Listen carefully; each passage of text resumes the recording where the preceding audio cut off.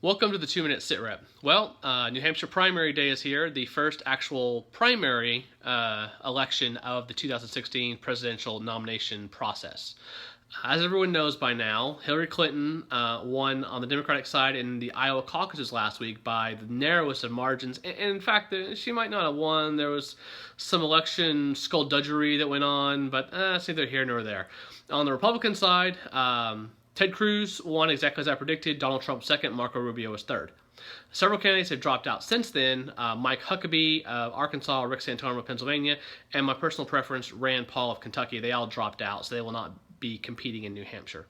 So today is, as I said, the primary.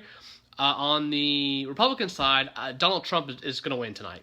The only question is by how much. If Donald Trump wins by more than 10 points, you're going to see a lot of fear in the eyes of the Republican establishment. They don't necessarily like him very much because he represents an uncontrollable element in the election process that the Republican Party normally can have some influence on what that candidate says.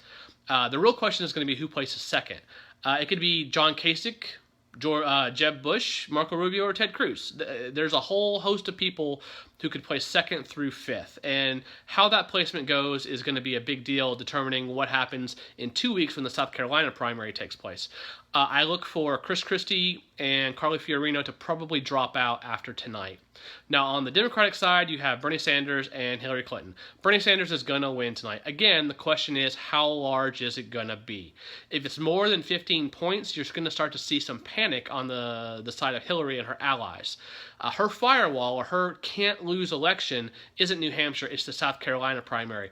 Now, if she loses by 15 to 20 points, you might see the dynamic change in South Carolina where the polling indicates she's comfortably ahead right now. So tonight's going to be an interesting contest. We'll see what happens. Thanks, and stay tuned for the next 2-Minute Sit Rep.